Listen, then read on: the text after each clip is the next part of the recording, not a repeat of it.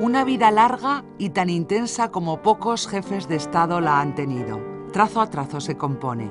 Aquí creció y maduró, al ritmo de una España que logró derribar la tiniebla interminable de la dictadura y de otra que, nacida ya en democracia, afronta pasado y futuro sin nostalgia ni dolor.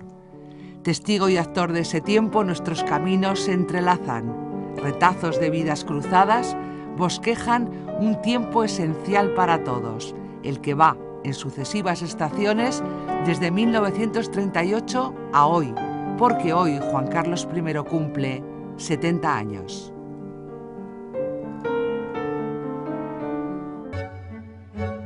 El mundo no era en 1938 un lugar apetecible al que venir.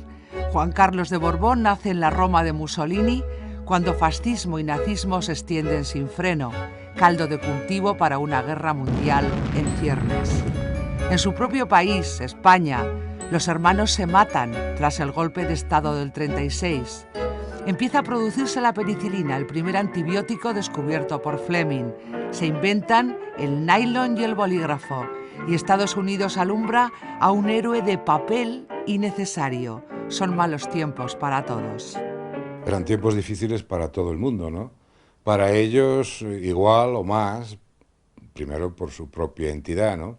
Después porque probablemente no estaban pasando sus mejores momentos económicos y porque el contexto era muy duro, claro, en la Italia de la época. Probablemente ese mundo no era el escenario más adecuado para poder elaborar planes con tranquilidad, claro.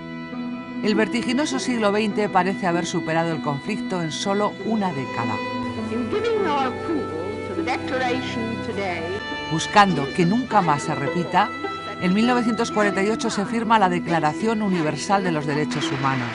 Los tratados internacionales dejan, sin embargo, una paz inconfortable y la herencia de la Guerra Fría.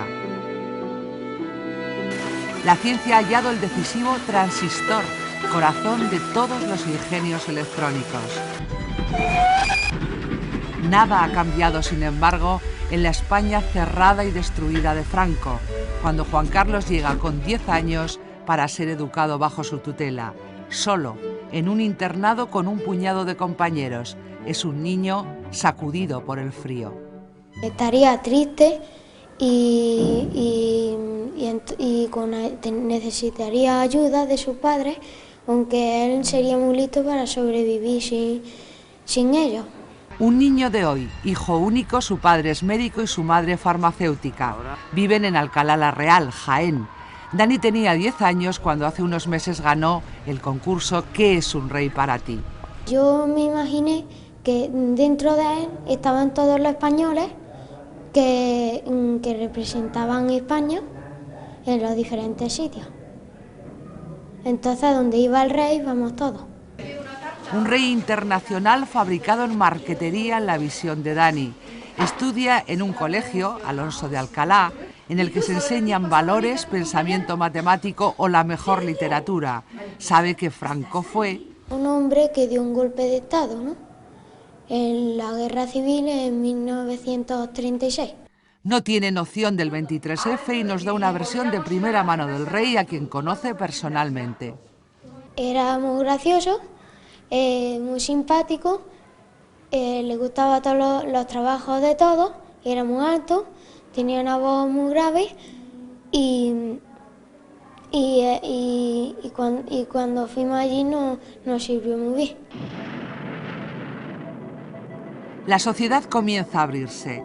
El año 1958 conoce el primer satélite artificial que inaugura la era de la investigación del espacio. En España acaba de nacer la televisión, que romperá de forma irreversible las fronteras de nuestro pequeño mundo. Juan Carlos de Borbón ha iniciado sus estudios. La formación incluye la enseñanza militar en los 3 ejércitos. Tiene un carácter voluntarioso y abierto que le allana dificultades. Su conocimiento de las Fuerzas Armadas le va a ser muy útil en el futuro. La familiaridad con las armas era básica para saber por el terreno en el que se tenía que mover el futuro rey o el sucesor de Franco, porque en principio lo que heredaba era el régimen que se había declarado reino, pero reino sin restauración de la monarquía. Para mí el rey es el jefe de las Fuerzas Armadas, es la figura más importante y además dentro de la monarquía parlamentaria pues representa mucho para los ciudadanos, para los españoles. No fue fácil cubrir el tránsito. Para Almudena Viedma todo ha resultado más sencillo. 22 años, nacida en Valladolid, sin antecedentes militares en su familia. Cuando Juan Carlos estuvo aquí, en la Academia General Militar de Zaragoza, en los años 50, las mujeres no podían ejercer esta profesión, ni apenas ninguna otra. Almudena, que va para el cuerpo de ingenieros, mandará pronto como teniente una sección de 30 hombres. La mujer siempre ha estado luchando para conseguir esa igualdad con el hombre. Entonces, como consecuencia de esto, pues tenemos que ser consecuentes nosotras y integrarnos en todos los aspectos. Y la defensa del país es uno de ellos. En 1968 estalla la primavera de la Praga que quiere liberarse del yugo soviético y su primer aplastamiento. La guerra de Vietnam impulsa en el rechazo libertades y el Mayo francés hace creer que es posible la utopía. España comienza un tímido desarrollo, llega el turismo y el baby boom. Juan Carlos ha contraído matrimonio con quien será su gran soporte, Sofía de Grecia. Ya han nacido sus 3 hijos. El varón Felipe, su heredero, y la vuelta de la reina Victoria Eugenia son claves para que Franco le designe sucesor en el 69. El ya príncipe de España parece en la treintena tener el futuro asentado y firme, aunque numerosas mareas tiemblan bajo su suelo. No tenía el futuro asegurado. Franco, por eso dispone el Consejo del Reino, que estaba ahí como defensa central, como defensa escoba, para que el caso de que el rey evolucionase hacia el criminal liberalismo, hacia la criminal democracia. En mi generación es algo establecido, efectivamente, y es algo que parece o no te hacen ver que afecta a tu vida diaria para conseguir un trabajo, para tener tu casa. El que haya un rey o no, normalmente no te soluciona nada. Ingeniero y doctor en Ciencias Físicas con sobresaliente cum laude. Javier Miguel, que cumplirá 30 años en 2008, es hijo de un obrero de Leganés y sacó ambas carreras con becas. Especialista en nanotecnología, trabaja en una empresa líder en energía solar. Solo desde hace 8 meses. Por eso todavía vive en piso de alquiler en Málaga, como María, su novia, que reside en Salamanca. El rey para él es algo establecido y a la vez lejano. Normalmente se le ve, o cuando yo le veo es en el mensaje de Navidad, cuando va de vacaciones, o cuando tiene enfrentamientos políticos, o hay alguna noticia familiar de la Casa Real.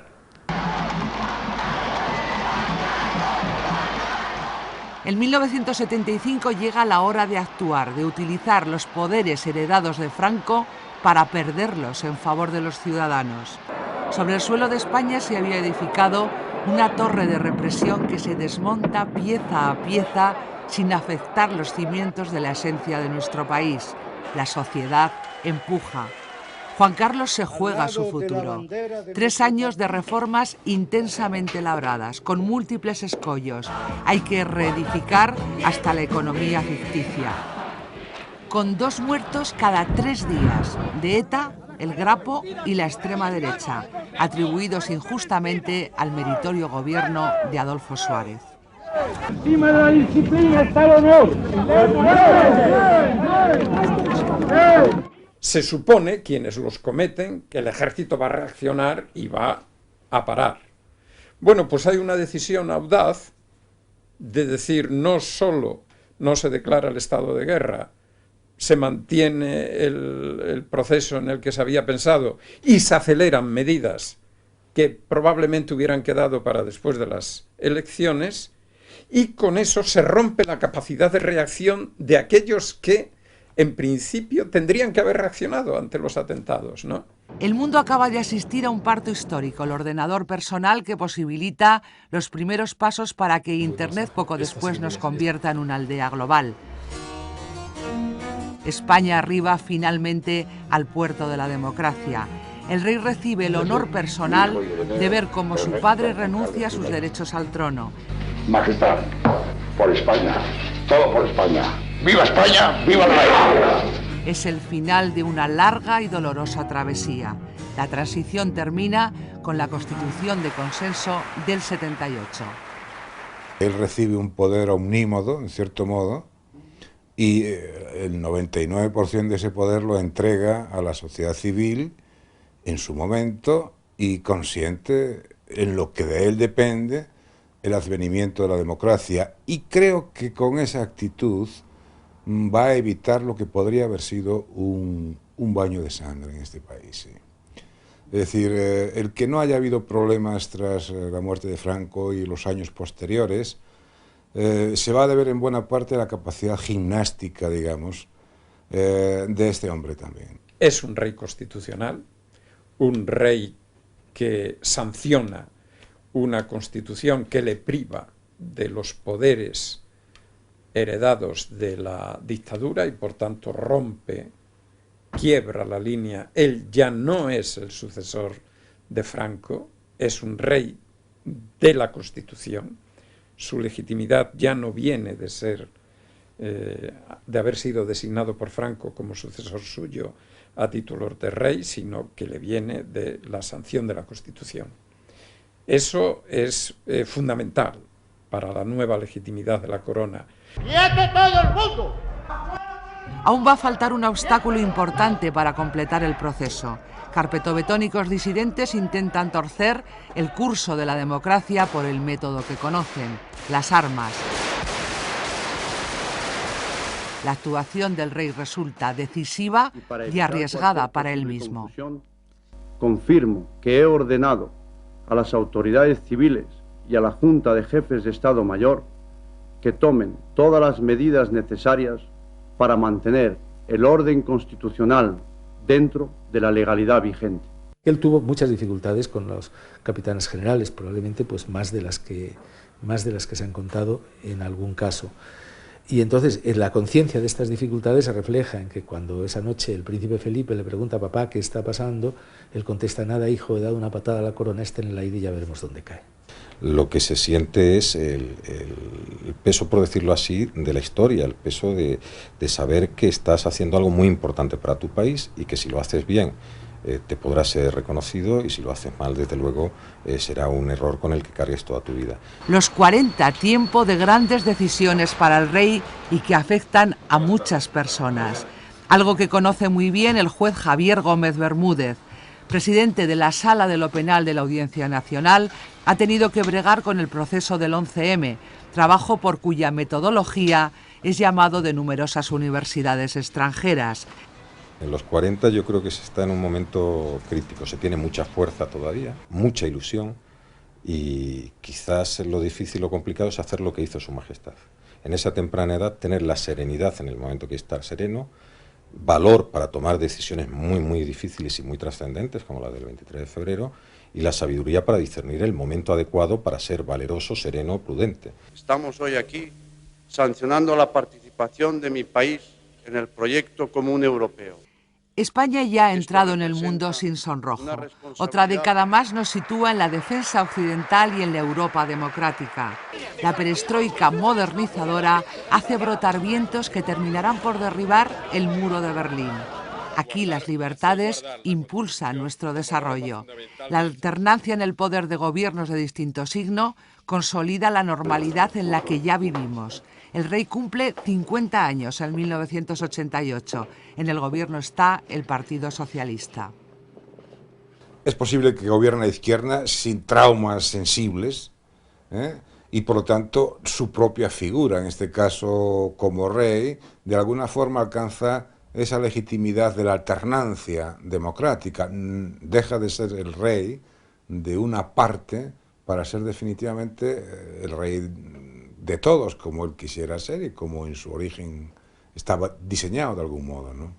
Lo que ha representado el rey es el deseo colectivo de los españoles, la identificación de la inmensa mayoría de todos los españoles de tener una estabilidad, En puertas de los 50 está el alcalde de Madrid, Alberto Ruiz Gallardón, político del PP que encadena crecientes mayorías absolutas, una edad para consolidar y mirar hacia el futuro, como hacía a su edad el rey. Y esos años en los que el protagonismo, lógicamente, correspondió más, y es bueno que así sea también, a los partidos políticos, a los distintos líderes que en el centro o en la izquierda ocupaban puestos de responsabilidad en el gobierno o en la oposición, en el fondo tenían detrás un elemento de fortaleza, de seguridad, de tranquilidad, que era el rey de España. En 1998, un rey de 60 años ha visto morir a su padre, como suele suceder a esa edad, con el dolor añadido de un antiguo desencuentro ya solucionado.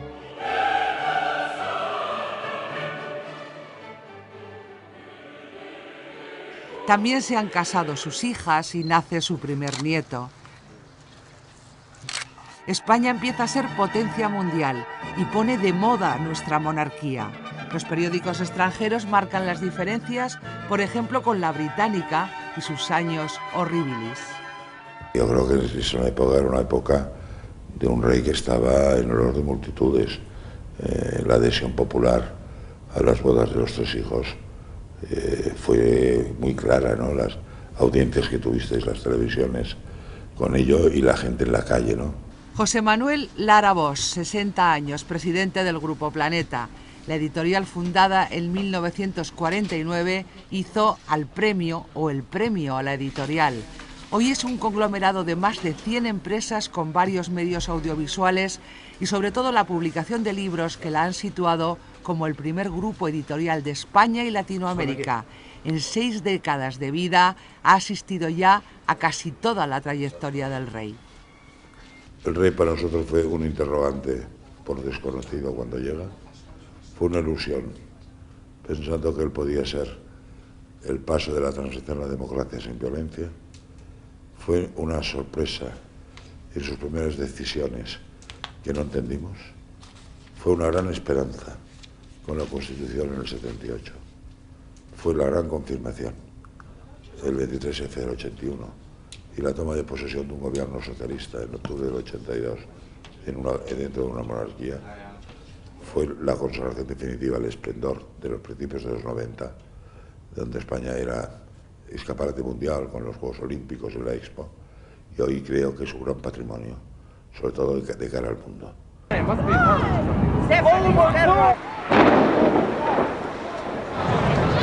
Esta última década se ha llevado muchas vidas a causa del terrorismo islamista internacional, desde Nueva York a Madrid. Múltiples conflictos, incluso de libertades, asolan el planeta y no se ha erradicado la pobreza en una sociedad que despilfarra. España ha diezmado, pero no ha eliminado a ETA, que ha vuelto a matar. El rey, la familia real, están siempre al lado de las víctimas. El príncipe Felipe contrajo matrimonio con una periodista divorciada. Han nacido Leonor y Sofía, que garantizan la continuidad dinástica. La mala muerte se llevó este año a la hermana de la princesa Leticia. Los duques de Lugo se han separado y la prensa rosa ha invadido un terreno que hasta ahora estaba vedado por acuerdo tácito del periodismo serio. El rey tiene dos cuerpos, el cuerpo físico personal y el cuerpo institucional. Entonces conviene que los avatares del cuerpo físico no toquen al cuerpo institucional. Yo creo que ha habido durante un largo periodo una especie de autocensura admitida por los medios de comunicación, de que, bueno, el rey, la corona, la familia quedaban fuera del debate diario y de la discusión diaria y de la crítica diaria, ¿no? En el momento, y en este sentido, claro, la introducción del principio democrático de que cada cual se casa con quien quiere, ese tipo de cosas no pueden estar al abrigo de la crítica. Eso no es secreto, eso es público. Una caricatura sancionada por la justicia, un viaje necesario y largamente aplazado, fotos de los reyes quemadas por grupos minoritarios nacionalistas, una emisora de radio cuyas soflamas piden al rey su abdicación, algo ha cambiado. Lógicamente, la maduración de la sociedad civil y de la propia democracia hace más alcanzable por la crítica a cualquier institución, ¿no? También la institución monárquica, ¿no? Por lo tanto, no es extraño que lluevan críticas, es normal que sea así y es necesario que sea así también, ¿no? Se trata de un problema de crisis de los símbolos del Estado que le ha tocado a él en primer plano. Pero lo que se ha roto, creo, es que es intocable, que es un objeto precioso que está ahí adornando y que no se puede tocar. Pues sí se va a tocar. Otras monarquías que duran siglos han experimentado este mismo proceso, son instituciones ya secularizadas, el aura sacra que rodea la corona no tiene sentido en una sociedad secularizada, y eso va a seguir ocurriendo. ¿Por qué no te callas? La frase estalla en el mundo entero como un fenómeno mediático. Ante un aluvión de alabanzas y críticas, cabe preguntarse por qué don Juan Carlos actuó como no lo había hecho nunca. 4 años de crispación parecen no haber sido ajenos. La irritación es grande, ¿no? La idea de que te insulten todos los días, ¿no? En una radio, en un periódico, que te levantes desayunando el sapo, ¿no? No es una idea muy agradable cuando se repite de manera sistemática. Y del sapo no se ha salvado ni el rey. En realidad el rey estaba defendiendo la Constitución, la libertad de expresión del presidente, y estaba actuando, a mi juicio, de una manera irreprochable. Al rey se le puede criticar, por supuesto. Lo que pasa es que las críticas tienen que ser racionales. Quemar los retratos del rey no es una crítica, porque está dentro de los límites de una violencia posible. El quemar retratos es una violencia posible, y los ataques de la COPE, pues eso es una violencia real. 70 años cumplirá una semana después que el rey Gregorio Peces Barba. Fue uno de los 7 padres de la Constitución. Militante del PSOE, estuvo 4 años en la presidencia del Congreso. Esta universidad pública, la Carlos III del sur de Madrid, es otra de sus obras. Aquí continúa dando clases de filosofía del derecho. Del rey destaca su permanente defensa de la Constitución, que le ha valido incluso la lealtad de los republicanos. Ya no es una monarquía con poder político. Eso era lo criticable desde el punto de vista republicano, que tuviera, sin estar elegido, tuviera un fondo de prerrogativa. Pero es que ahora el rey no lo tiene. El rey es quizá el funcionario más alto del Estado, que representa eso, como digo, la unidad y la permanencia del Estado, pero no es un poder político. Y por eso la jefatura del Estado tiene un nivel de sosiego y de neutralidad que es muy bueno para una democracia. Permanentemente observado desde hace 70 años, 7 décadas que han transformado la historia del mundo. De las guerras a una prosperidad mundial con baches que trivializa su bagaje. Juan Carlos de Borbón ha logrado con creces todos sus objetivos y es uno de nosotros. Bajo su reinado, España ha tenido el más largo periodo de democracia que ha conocido, hasta disipar los fantasmas de la involución. Hoy es su cumpleaños. Le deseo que sea muy feliz y que siga muchas navidades y muchos cumpleaños que tenga. Felicidades, señor, y le deseo mucha suerte para que siga con el trabajo tan excelente que está realizando. Pues que cumpla mucho más. Que en don Felipe Peces se prolongue el gran servicio que su majestad ha prestado y presta a España, y que yo creo que el pueblo español le agradece con el enorme cariño y lealtad y respeto que le profesamos. Lo que ha hecho durante todos estos años lo siga generosamente haciendo como ha hecho hasta ahora, durante un reinado que estoy absolutamente convencido pasará a la historia como una de las épocas más extraordinarias de España. Que consiga que el país sea Juan Carlista después de Juan Carlos. Salud y prolongación de la corona, porque la corona supone institucionalmente para la democracia española un gran beneficio. Luz para los años vividos, calor para el futuro que llega a partir del próximo segundo.